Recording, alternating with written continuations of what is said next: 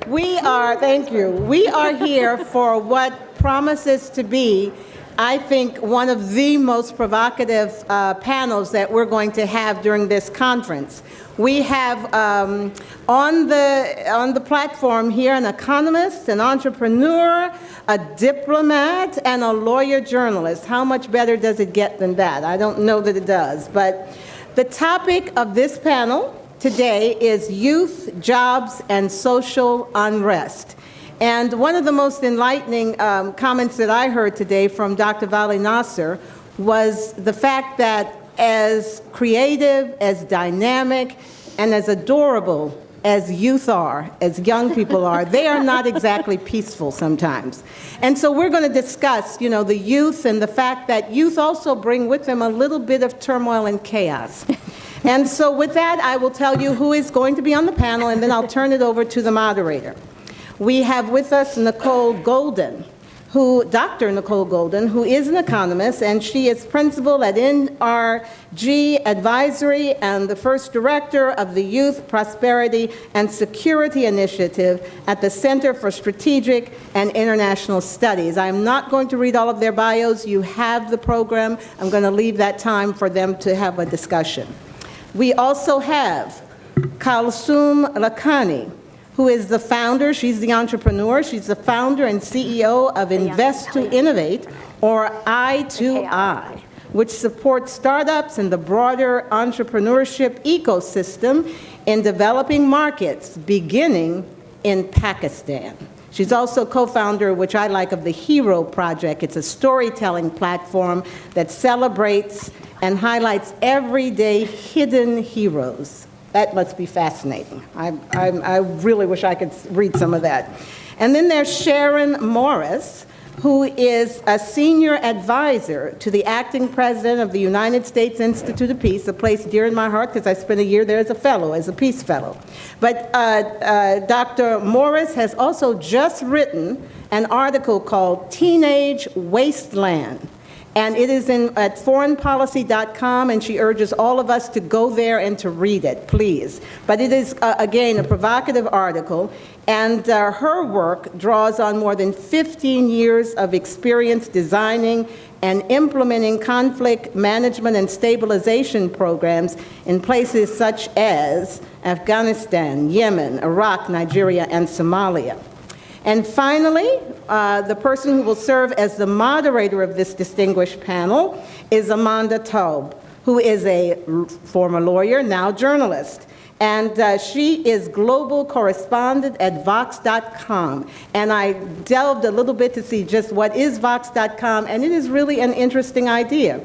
It basically is going back to the old idea of newspapers. You don't know what you need to know, so we're going to tell you, and we're going to make it easy to digest. Is that right? It's something like that. So we had a good conversation, but it's really interesting. I think they all bring great backgrounds, and I turn it over to Amanda now to get us started. Good luck. Thank you so much. Thank you. So I know that we're all very interested in hearing what our distinguished panelists have to say. So I'm going to turn it over to them very quickly. I'd like to start with Nicole, who's going to give us a little bit of an overview of the significance of this issue. Sure, great. Well, thank you so much, Amanda, Joyce, and to World Affairs Council of the Americas for having me. And it's great to be with such esteemed colleagues and friends. And in my mind, there really couldn't be a more timely or important conversation to be having. Youth make up roughly a quarter of the world's population, and nearly 90% of the world's young people live in developing and emerging economies, transition economies, and fragile states. So, for example, if you look at emerging markets, take the BRICS, for example, youth are about a quarter of the population of Brazil, 16% of Russia, about 28% in India, just under a quarter of China's population, and nearly a third of South Africa's population. And we see even higher numbers. I know this is something that Sharon's going to speak to, especially in hotspots of instability, conflict, or terrorism. Youth make up roughly a third of the population in Afghanistan, Iran, Pakistan, Nigeria, Egypt, Mali, just to name a few. It's been suggested that many of you might have heard this, that a youth bulge, or just the simple fact of having a large youth population, will necessarily lead to unrest or even conflict. But really, I think, and I agree with some others who argue that there's more of a nuance to it, and that it's about the other risks associated with urbanization, with natural resource management, and importantly, with issues of exclusion, and in particular, one of the things we'll talk about, I'll focus on, is economic exclusion in the form of youth unemployment. That combination, really, it's the combination of kind of cohort size, large youth populations, and economic and social exclusion, where millions of young people just don't feel they have a stake in the game, and we'll hear a bit more about that. I think that's particularly explosive. So considering the jobs and the economic opportunity piece, to say that global youth unemployment, I think, is one of the most complex and critical social and economic issues of our time, to me is not an overstatement. Roughly 40% of the world's unemployed are youth. In Egypt, for example, 8 of 10 jobless are young people under the age of 30. In South Africa, roughly 40% of youth age 15 to 24 are sort of measured unemployed. The numbers beyond what we know to be sort of measured unemployed, those underemployed or informal economies, are even larger. I recently led a project called the Global Youth Wellbeing Index, where we measured how young people are doing in 30 countries from high to low income around the world that represent about 70% of the world's youth. And we had 40 measures, 40 indicators that were divided into 6 different buckets. And in the economic opportunity bucket, no surprise, the scores were the lowest on average across all of the different domains. So we know that the costs of this youth unemployment and youth economic exclusion are large, and they're mounting. There are costs to both young people themselves as well as to societies at large. To young people, there's foregone earnings, there's skills stagnation, there's the risk of future unemployment. And importantly, one thing we'll hear more about, I know, is the link to not only sort of physical health, but emotional health, self-esteem issues that are important. And then the cost to society are not only the financial costs in terms of the cost for social safety nets, for unemployment benefits where those are available, to lost GDP and lost productivity, lost economic growth. We've often talked about the opportunity for a demographic dividend, right? Looking back on the experiences of, say, Asia in the 80s and 90s, where a large youthful population is attributed to the demographic dividend and contributed to their large, rapid economic growth. But that can only happen when there's investments, when young people are actually productively engaged in the workforce.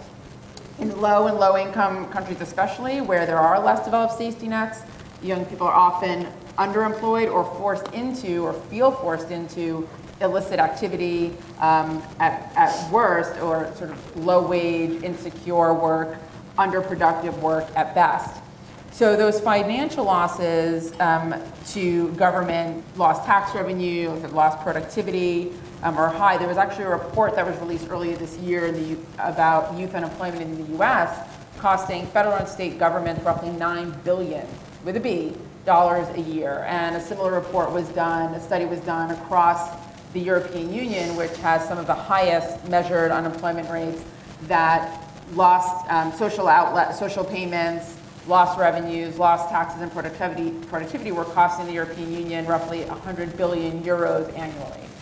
So the economic costs to this to individuals and to society are large, but then there's the social costs that we're unpacking, the associated social costs that we're unpacking today, where the sort of weak economic prospects is fueling discontent and often, unfortunately, driving young people into criminality and into extremism.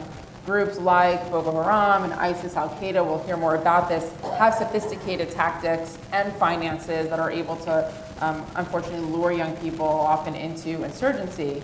But I know we'll hear a bit more about this from my colleagues, but it's often it's about more than just jobs. If we look throughout history, including in the US, and it's also not always negative, I should say, young people have actively sought to bring social change, economic and political reform to their countries, and they're sometimes credited with changing the status quo, changing business as usual for the better, and so we need to recognize that. So But there's another side too, whether it's the Arab Spring, the Occupy movements, from Venezuela to Stockholm, most recently, Ukraine to Hong Kong. Youth have been on the front lines of societal evolution and at times revolution. Movements are often born in the cities where youth are more highly educated, they're highly connected, and they demand more. They demand more in terms of jobs, but again, beyond that, they want to see inequality addressed. They are looking to promote civil and political freedoms, to fight corruption, and also to have their say. They want to have their voice heard. And many people are joining movements, gangs, extremist movements, radical organizations, again, to be part of something bigger, to feel valued, to have a purpose. I know this is something we're going to hear more about, from Sharon and the others.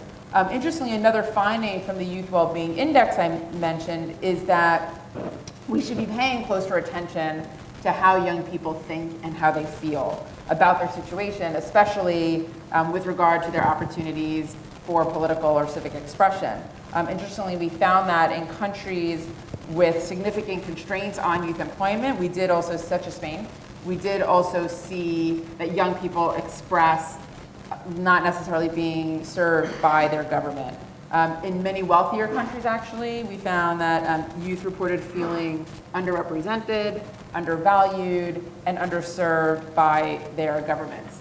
And interestingly, of the 30 countries, both Turkey and Egypt were included, and in this citizen participation section, their ranking of the 30 really fell. And so a lot more in the index, and I'm happy to share more details after. So, just to kind of turn it over to my colleagues, I'd say that yes, the situation, particularly the economic situation and prospects for youth may look bleak, and it is highly consequential when we think about sort of global growth, development, and national security. But there's good news, and I always like to sort of talk about the optimistic side of this and the opportunity side of the story, which is that young people are talented. They're naturally, I think, resilient and optimistic. They are today's workers and entrepreneurs, which we'll hear more about, and consumers and teachers and doctors and lawyers, today's and tomorrow's. And what we are increasingly learning from experience and from evidence is that if we provide the right investment and enabling environment to unleash the productive and innovative capabilities of young people, I think the opportunity can outweigh the benefit, and young people really can be a force for economic growth and prosperity and peace. And I hope we'll have a chance to get into a little bit more of how we can do that in the conversation. So I'll leave it there for now. That's wonderful. Thanks. And I think that is a great kind of moment to transition to Kalsoom, who works with young entrepreneurs and has some experience promoting those kind of conditions. Sure. Thanks so much for having me, and I'm so excited to meet you all today. And I'm the founder and CEO of a company called Invest to Innovate, or I2I. And our mandate and our vision is to support young entrepreneurs in developing and untapped markets, and particularly the entrepreneurship ecosystem that enables those entrepreneurs. So we're bigger than just supporting individual entrepreneurs. We're really thinking about that broader environment that actually enables that business activity and that type of growth to happen. And I've been excited to be involved in what Nicole's been working on as well. And so we've been operating in Pakistan since 2011, which I'm sure a lot of you in the room are surprised to hear that there's a lot of really cool startup activity happening, not just in Pakistan, but in a lot of these conflict-affected markets and places that are more untapped and more frontier than even emerging. And in Pakistan, what we've been doing is we support young entrepreneurs through a program called the I2I Accelerator, which is similar to an incubator program. What we do is we find and select high potential businesses that are, creating social good, but are for-profit companies that are really high growth, but really kind of lack the access and the resources to truly turn those ideas into reality. So what happens when you have an amazing idea in a country like Pakistan, where the population demographic, 2/3 of the country is under 30 years old. So you have a really young population that are really hungry to change the environment around them, especially when you see the fact that 60% of the population lives under $2 a day. There's massive amounts of civil unrest and political instability. For even people that are part of the electricity grid, we can't even really get electricity on a regular basis. So there's so many social, environmental problems to actually change and fix, and entrepreneurial approaches that can actually change those things. And so in the last 3 years, we've accelerated 11 companies, 8 of them are still operational today. And I'm going to kind of be a little bit anecdotal to give you an example rather than just kind of throw those statistics at you. So our companies are, run by these really amazing young entrepreneurs, a lot of whom, some have come to the U.S. for university and gone back and started these businesses. Some have actually just grown up in Pakistan. And what's amazing is that when you look at the massive open online course revolution that's happening around the world, Pakistan only has about 13% internet penetration, and we're one of the top 10 countries taking online courses right now. So people are really hungry for that type of quality education that you can get online and are really leveraging that to really start their own businesses. And so some of the companies that have come through us, as an example, is a company called Pop & J, run by a female entrepreneur named Sabah Gul, who works with women artisans to create a handbag company that's stocked in retail stores like Anthropologie here in the US and in a bunch of e-commerce outlets all over the world. And she raised $265,000 in capital, all from Pakistani investors, in order to launch that business. Another really amazing company is building a soft skill training institute to train young underprivileged students to actually close the skills gap, not necessarily on hard skills, but what are the soft skills that you need to actually attain jobs. Another one of our entrepreneurs was working in low-income schools and slums and really leveraging education technology resources to provide and really supplement education curriculum in these schools to actually improve learning for students. And their results were incredible. And so what we do in our program is we actually provide, our curriculum is really detailed around customer acquisition, customer persona and development, really, gaining traction for their business and getting them ready for investors. And so thinking about the environment in a way that, Pakistan is obviously a risky environment, and that exists in the business space too. So it makes it difficult for a lot of these young entrepreneurs to really even attain the investment that they need to turn those ideas into high growth businesses.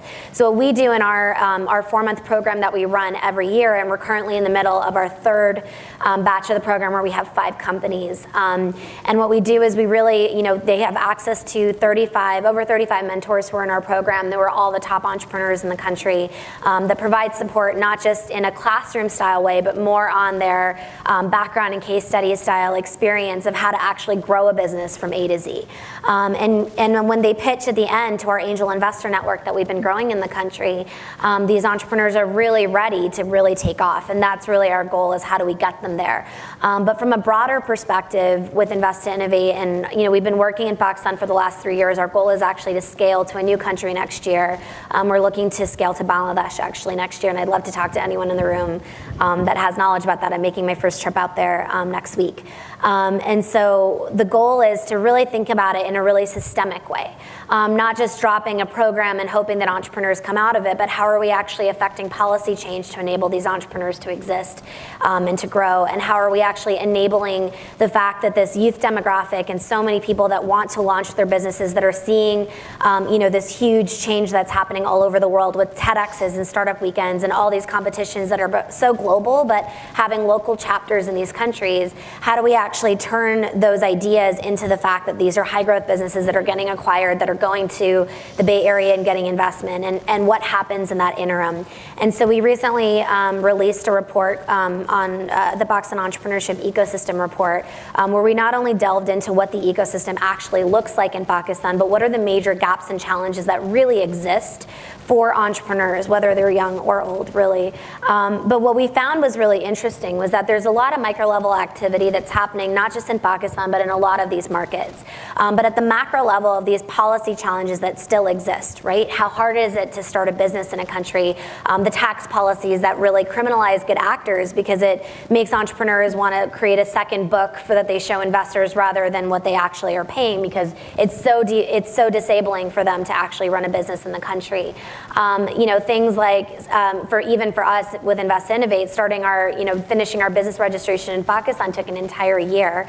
versus in the States, it took me a week.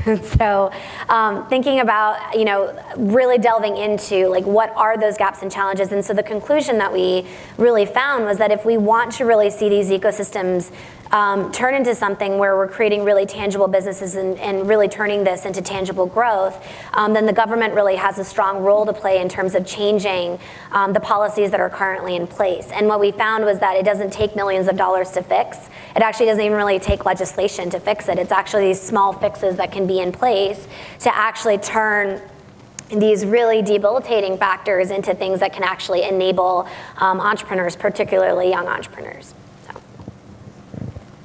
Great, thank you so much. So we obviously are kind of coming up with a lot of really interesting things here that I want to return to, but before we get into that, Sharon, I think you have a little bit of a different perspective on some of the gaps in kind of services and opportunities that youth are facing around the world. Yes, thanks so much for having me here. This is a topic I've followed for a long time and find deeply interesting, and I guess I want to start by asking everyone in the room if you can remember way back to when you were young. I know, right? All of us. And you probably wanted a job, a good job. You probably wanted decent education. That's certainly what my folks told me I wanted, right? But you probably also wanted some other things. You may have wanted to be heard. You might have wanted to change the world. You wanted respect. And I think that many of the things that we do to try and steer young people away from extremism just aren't coming to terms with that second thing. And so I'm going to talk about two things that may sound obvious, but the first is that teenagers aren't adults. Young people aren't adults. And I don't think, again, as a foreign assistance community, we've really come to terms with that. The second is that violent places are not the same as stable places. I'll get into this in a bit more detail, but the challenges and opportunities and constraints that young people face in these highly violent environments where we're trying to reach them are so profound that if we don't tackle those things head on, we're just not going to succeed. So I want to start with a story to sort of illustrate what I mean. In 2010, I was in the Swat Valley in Pakistan, shortly after the Pakistani army had retaken the district from the Taliban. And I went there because I wanted to understand why Maulana Fazlullah, who's now the head of the Pakistani Taliban, had done such a great job building a wide base of support among the region's youth. And when I first started asking, I got the same old story I always get, which is young, ignorant, uneducated, poor Pashtuns were easily manipulated by his fiery rhetoric. And they joined his movement. And so when I was talking with tribal elders and political leaders, they basically said, give these young men a job, any job, and they won't be extremists. So that's a story I hear all over the world. Uneducated, ignorant, easily manipulable.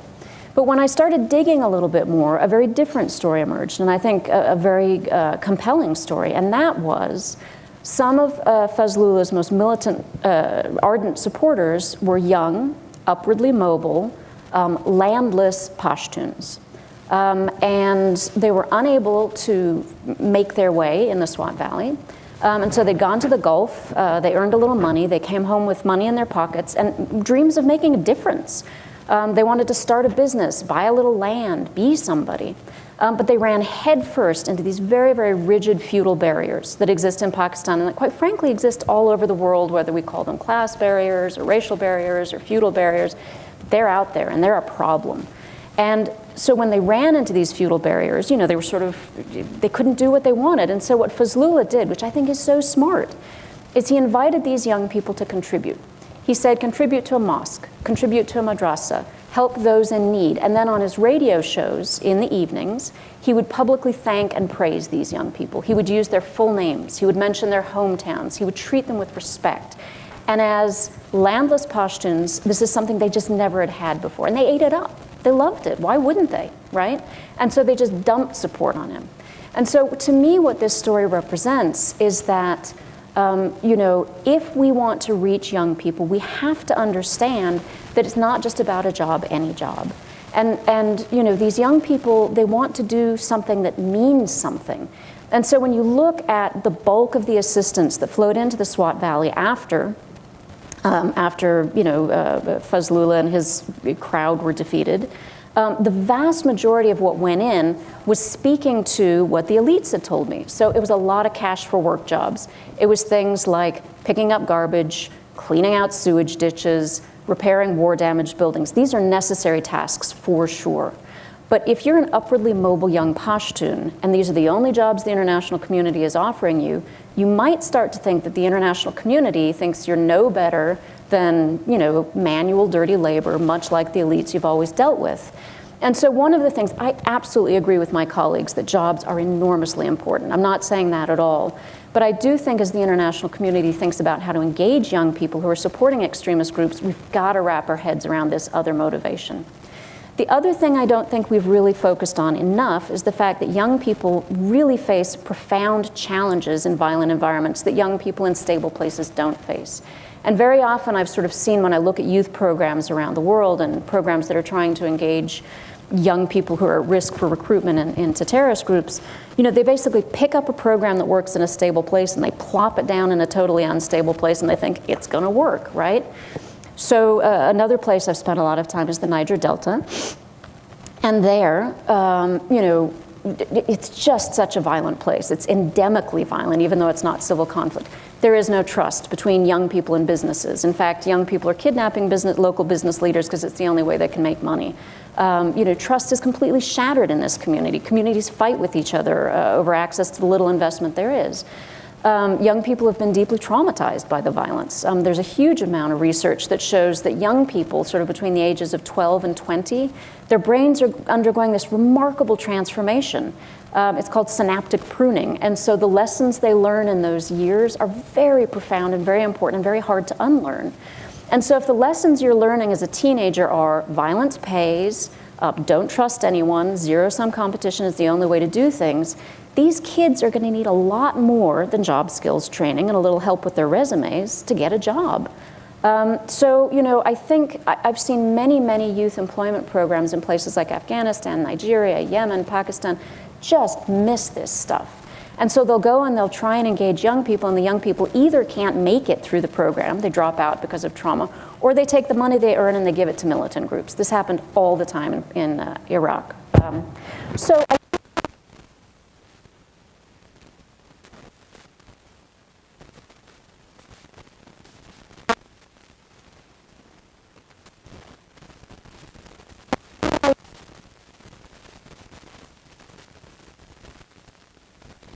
Billions in.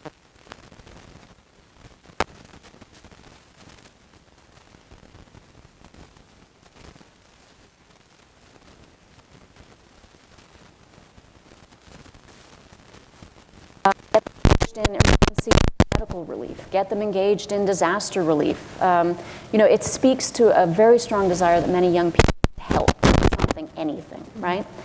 The other thing I think we need to be aware of is that not all youth protest movements are scary, and Nicole mentioned some of these. Some of the most powerful, peaceful transformations have been led by young people, but so many of the people in this community look at youth protest like it's inevitably going to lead to something bad.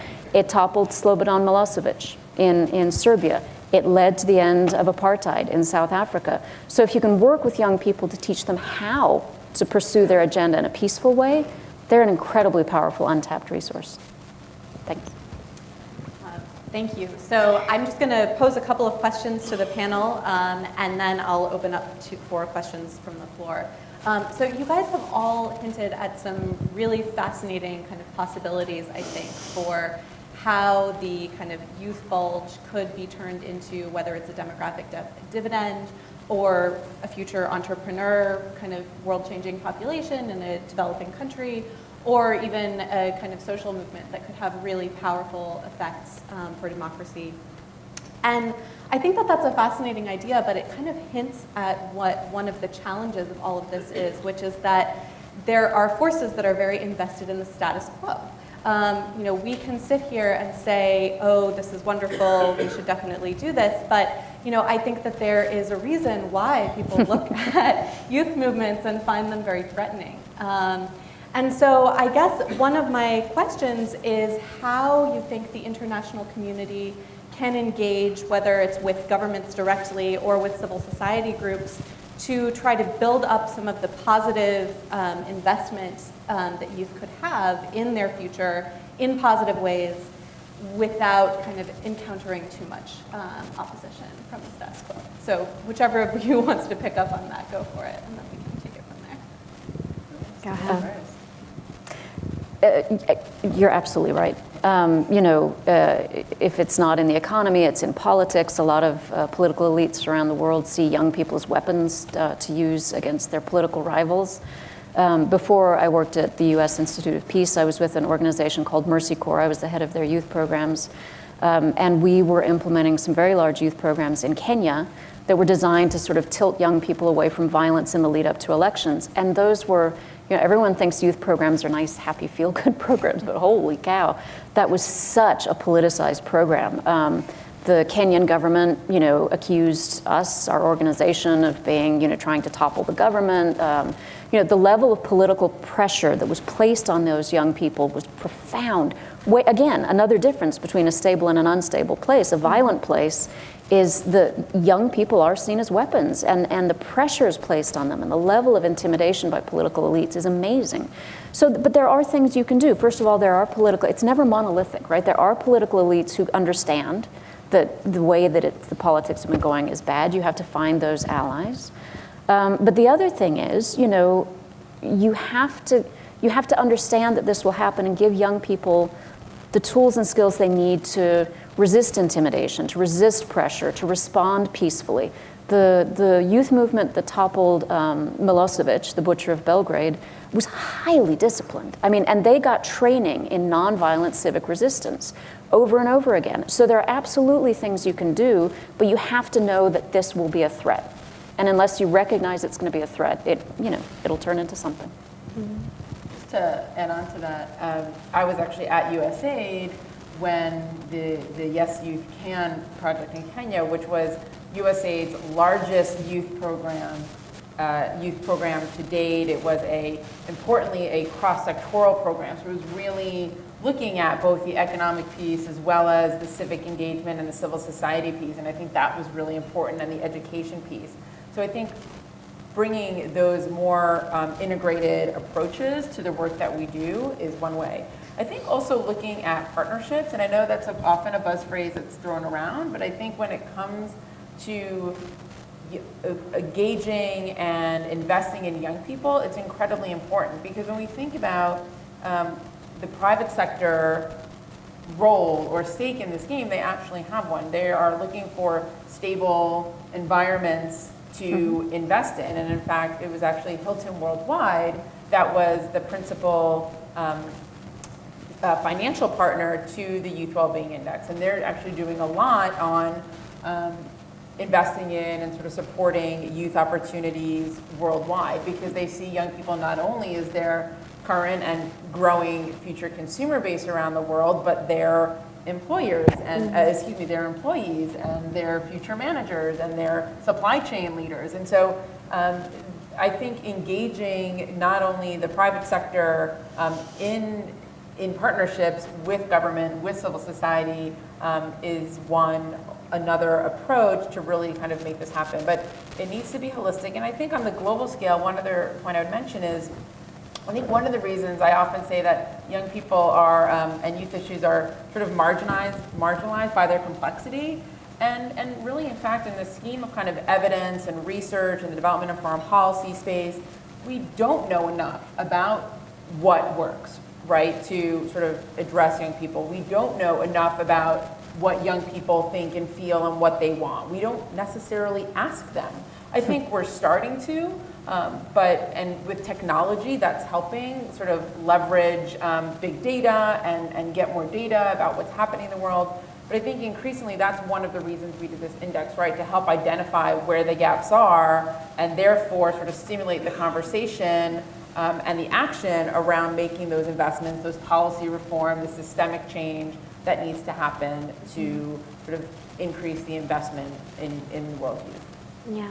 I think from an entrepreneurship perspective, I mean, the local governments can play such a strong role in actually investing, just because of the risk that's associated with investing in entrepreneurs in any market, but in a lot of these emerging and frontier markets specifically, a lot of times seed stage capital doesn't really exist for entrepreneurs because of the amount of risk there is, right, or the lack of trust in the environment. And when you have policies in place that actually foster less transparency rather than more transparency, you just see that the cycle just continue to happen. And so the government, what we've seen in Israel take place, with the government playing a huge role in actually investing in startups. And we've seen Tel Aviv, I think, really rival Silicon Valley in terms of the types of startups that have come out of there. And so what's interesting is that the government can play a huge role because it doesn't necessarily, it can take the risk and not necessarily have to worry about the return. But the issue, I think, with a lot of these countries, particularly ones that are relatively politically unstable, is that governments don't want to take the risk with another party that could take the credit for it later. So in Pakistan, as an example, like the government is doing a new youth loan support program, and they're giving loans to young people to start businesses. The issue with loans is that sometimes it can be more debilitating than actually enabling for people when you're starting out a business, right? And this is not speaking to the microfinance space. This is speaking specifically to small and growing businesses. So if the government actually decided to take the role as an investor and invest in these companies, that could be really amazing, but the returns of that would be so much more long-term that another political party could take the credit for it later. And so there's just a lack of political will that's in place, and I think that could be fostered as we think about more collaboration that happens regionally and internationally, to think about how we can encourage governments to take more of that systemic role rather than these kind of short things that they take credit for within their time frame. That's great. So I think that also leads to a kind of opposite question that I have, which is that we've talked about ways that we could kind of open up opportunities and open up the kind of field of play for young people in ways that they can do things. What about the opposite, which is kind of drawing them away from perhaps more extremist movements or criminal organizations or participation in conflict, and trying to pull them into existing institutions where they can improve the status quo that way? So, it strikes me that particularly in light of some of the points that have been raised here about young people wanting to kind of change the world and have a kind of immediate payback in terms of respect and status, come with us to slowly improve an existing flawed institution might be kind of a hard sell. But I wonder if any of you have experience with kind of youth initiatives that have succeeded in kind of directing youthful energy in that way. No. Okay.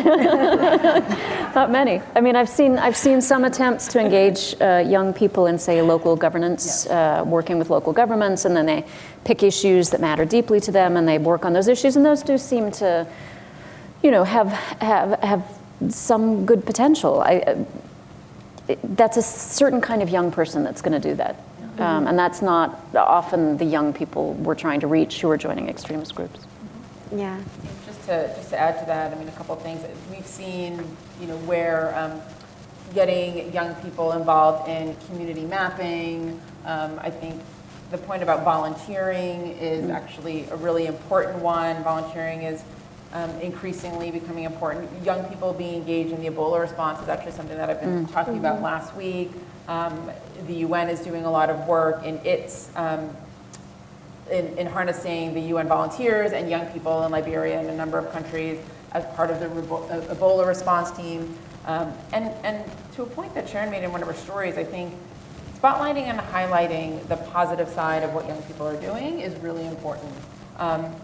And taking these sort of maybe more localized opportunities for participation and scaling them is really is challenging, but it does matter. Again, taking a big global issue, the post-2015 development agenda that you may or may not be familiar with, there was a big sort of global communications campaign called My World to engage literally the world's citizens on what are their priorities for the next years of global growth and development. What are the priorities? What do we need to focus on? And and actually 2/3 of the respondents into the model of 2015 were young people. So that's great, but it's the now what? How does that become translated into real input and for young people to see that input being responded to? Because I think that's one of the challenges too, is often in this kind of youth engagement space, is that expectations are raised about, we want to hear from you, we want your input, but not really.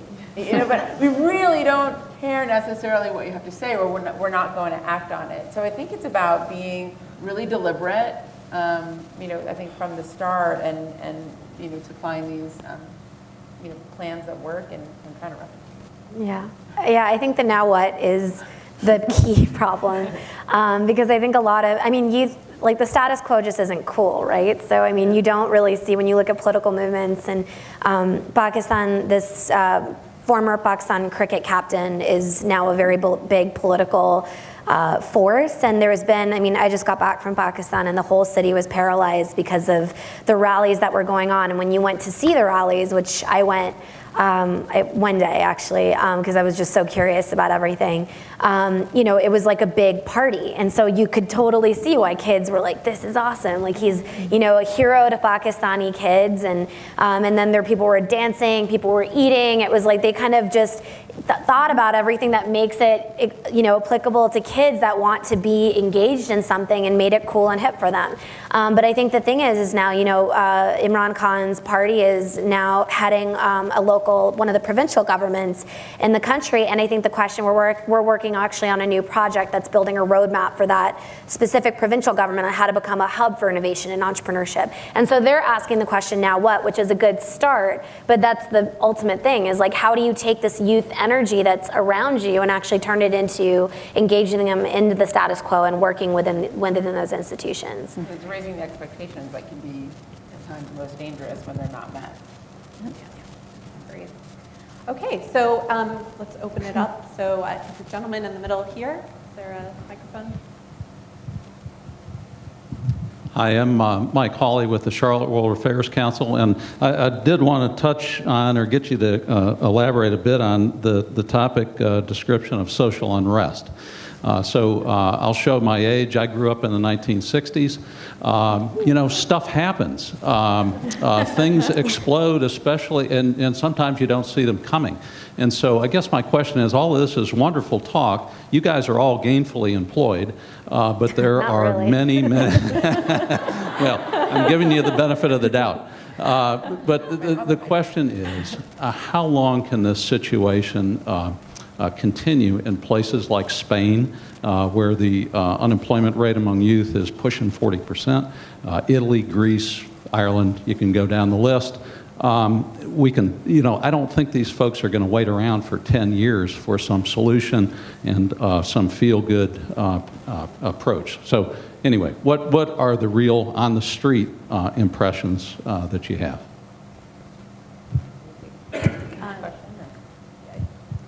Let's do the questions one at a time so that we have time to. I'd start with just, a few thoughts. I think you're right. We don't, the youth unemployment issue in particular is often characterized as a ticking time bomb, whether it's in Europe, whether it's, a time bomb that has passed in the Middle East or North Africa. And I will say, it's definitely being taken seriously. We were talking earlier, and I've said, if anything, the youth unemployment crisis, I think, has become a bit of a rallying cry to the world around these issues. I think we've all been in this space for some time, and I'm starting to hear more and more conversations. The fact that it's on your agenda, I think, is meaningful. With regard to Europe, the European Union has launched its youth guarantee, which is, they're starting to see some results. It was pretty controversial. But I was in a big youth policy gathering just last week in Baku, Azerbaijan, and was meeting with met with a lot of European young people and some of the ministers and deputy ministers from the European countries, and they are concerned. And we are you're already starting to see some of the unrest, if you will, that's, that's affiliated, it tends to be more localized. But I mean, it's a great question. I think there's, to address that issue in particular, we could, spend, a whole other World Affairs conference. But there's a lot that goes into the youth unemployment challenge. There's no single cause to it, and I think there's no single solution. There's a lot of focus right now, particularly in the advanced economies in Europe, on addressing the skills gap, which is, critical. The fact that young people are not necessarily being educated or trained for the jobs that exist. Then there's the fact that there's just not enough jobs. But it's about information. It's about managing expectations on both sides. There's, I think, a lot of different issues. So, I mean, I think you're right. I think we don't know how long the system can tolerate. And I think it's, it's a little bit of hopefully we won't find out. Sort of, I guess my bottom line. Hopefully we won't find out, when the bomb will explode. Yeah.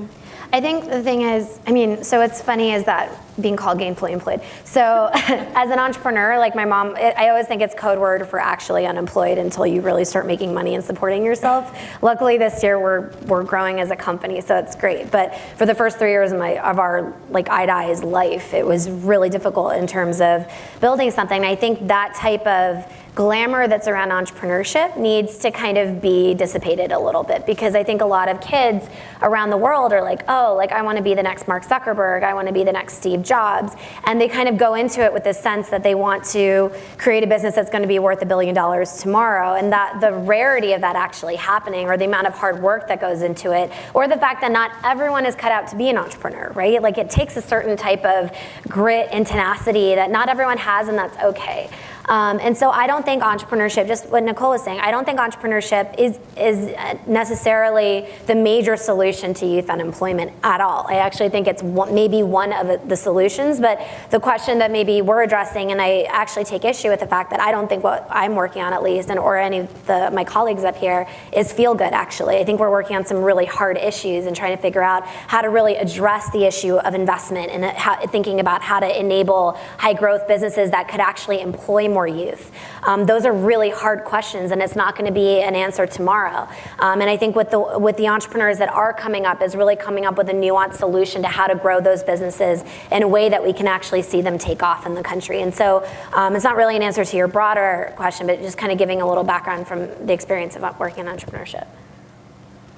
And just to add on, one of the other points I just meant to make quickly is that I think one of the other issues is particularly, like I was saying, in advanced economies where highly educated, highly connected, is the importance of engaging young people themselves in finding the solutions and in addressing the challenge. And I think that's something, again, to Sharon's point, I think that is somewhat universal in that it's not only about getting the job, but it's about being sort of part of the process, having a voice, having a say, and to the extent that that aspect can be promoted and pursued and encouraged, that can, I think, help not mitigate the broader challenge, but at least make young people feel like they have at least a voice.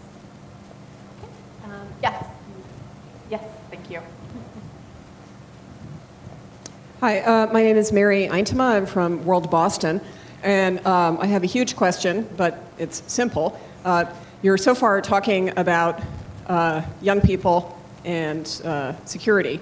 I'm wondering if you could differentiate between young men and young women, and the special challenges of young women and the special impact that they can have on security. That's a great question. I feel like it's going to be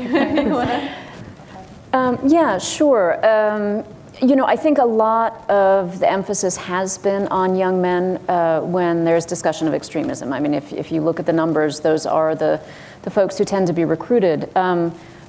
When I was at Mercy Corps, one of the things we did was we started an adolescent girl program as well, just because, the power and potential of young women is extraordinary. And if you can find ways to engage young women, to get them engaged in a career, I mean, you can break the cycle of poverty in really impressive and profound ways. Thinking about it from a security perspective, in a lot of the places I travel, young women actually play a pretty big role in encouraging young men to fight. And one of the best programs I've ever seen was in Brazil, where they were trying to disarm, a gun collection program in a lot of the slums. And basically what they did was they worked with all these absolutely gorgeous teenage girls, because who do teenage boys listen to? And they basically had a campaign where they wore T-shirts saying, "It's me or your gun," right? And so the boys had to choose, and they collected a lot of guns.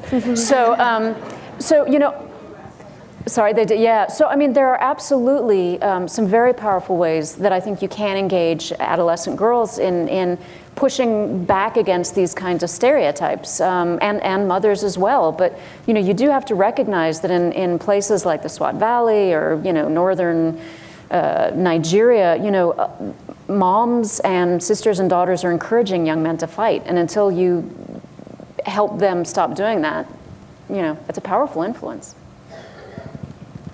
Just to add on to that, I mean, I think going back to the, what is social unrest? I mean, we've been talking mostly, a lot about this sort of extremism, but when you look at more of a kind of a criminality or a social unrest in terms of a gang violence, but we see actually many of those same responses from young women in, whether it's in Central America, where they're unfortunately all too often, I think, supporting and wanting to be part of supporting their brothers or boyfriends or what have you, and it's not always willing, sure, but I think too often it is that they also want to be part of something bigger. And interesting on is actually just reading something about the foreign, the surge of foreign fighters that have been recruited into to fight for ISIS, and it's up to. Last stat I read was about 15,000, known from about 80 countries. And while a majority of them are young men, there are young women that are going over to serve as, wives to these martyrs, because it's also about that sort of bigger picture, that sense of purpose and that sense of value. I mean, again, all too often, unfortunately, we see young women as victims, as weapons of war, and again, it's a bigger conversation. But I think it's a great question. But again, one of the other things we don't know, we have been talking about youth at large, is again sometimes where some of those vulnerability lies. And I think one thing that we need to remember is that in engaging and in thinking about investing in girls and promoting gender equality, it really starts with educating and informing the men in their lives. And so, part of the movement about, promoting adolescent girls is obviously the investment in them, but also, again, addressing the kind of power struggles and the power dynamic in the families and in the communities that really often is rooted with the men and not the women. Okay, I think we have time for one last question. You at the back there? Yes. I actually was the young woman behind you, sorry. Quick question. I think we probably have time for both. So you ask your question and then hand the microphone to the gentleman there. My name's Cassandra Capretta, and I'm from the Columbus Council on World Affairs. I just had a kind of a general question. As a youth and a female, I see so many problems in the world, and I want to create those solutions. What would be your advice to all the students that are interested in creating those solutions for the world? Can you just hand the microphone? Yes, my name is Ed Martins from World Boston, and I just have a question going back to the businesses. You were talking about encouraging those entrepreneurial clusters, in Pakistan. One of the biggest problems these places have is when they try to export, especially to this, I can speak from having tried to export to this country, is our tariff and non-tariff bearers. Are you working on this end to help us open our markets to these people and possibly stop dumping our subsidized stuff in the market too? But that's another issue. But that would help them too. And because they'll need, Bangladesh has a huge textile industry, because at the moment, Pakistan, you have to face facts, it's not Silicon Valley. You have a lot of semi-skilled, illiterate people, but this is something they can do. And you're as unemployed young men, huge social problem, huge. Mm-hmm. So do you do any work on our end to open our markets to these people? So I'll let Kalsoom answer that question, and then we can maybe end with the broader question of what young people can do today. Sure. So we're not working on that problem yet in terms of the trade issue, I think, from thinking about the barriers. We're thinking about what we're going to be doing hopefully next May is we're starting to bring Pakistani startups to the Bay Area, to Silicon Valley, just because a lot of investors and because a lot of companies in these markets, and what's awesome about the technology space is that you can sit on a laptop anywhere in the world and launch a really cool product for the rest of the world, right? So what we're doing is identifying like really great companies that are coming up that have products in education, enterprise solutions, working in gaming, and really have that global market, and thinking about how we're linking those startups to investors and to resources in New York and the Bay Area. So we're going to be doing that next year. But one thing when we are going to be working in Bangladesh, and these are some of the broader issues that we're starting to try to understand and figure out is like what role can we play. Like one of our companies last year is producing Pakistan's first locally sourced nutrition bars. They're all sourced from small farmers in the northern areas of Pakistan, right? And the big issue is like how do we get that into a Whole Foods as an example, right? And I remember there was someone that was part of what you were working on that we're trying to connect to now, and thinking about first how do they become actually how do they resonate in the local market, and then think about the global market. So because the market is so nascent right now for a lot of these entrepreneurs, we're now just starting to get into the issue of how do we connect them into the global market from a trade perspective in terms of those barriers. How do we actually deal with all those issues on that side? So that's something that we want to continue working on. And then I'll open up on what your question was, is what to do. And it's a big question. I think that the big advice that I have as someone who started a company 3 years ago and is build something around what you really love, because I'm going to tell you that it is extremely, extremely difficult to, unless you're 110% passionate about a cause that you believe in, you're not going to actually stick to it when it gets extremely unglamorous and you're sleeping on friends' couches and you're eating ramen noodles and you're traveling constantly, which has been my life for the last 3 years, right? And so because I can't imagine, the thing that gets me out of bed every day is working with amazing young entrepreneurs that have awesome ideas to change the world, and that makes me so passionate about what I do that it doesn't really matter that I didn't pay myself properly for the last 3 years and I'm only now taking a salary, right? And so my biggest 2 tips is, number 1, build a company around something that you really love and something that you're going to stick to, and really know like what your market is. Like don't come up with yet another like social media or a photo sharing app. Please don't do that. There's so many of them out there. And the second thing is just start.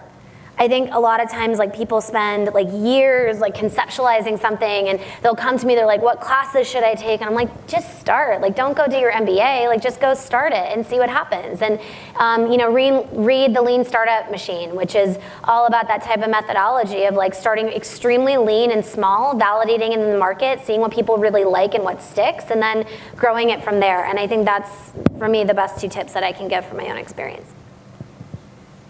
Sorry. Just to add on to that on the question, I'm really glad you raised the trade issue.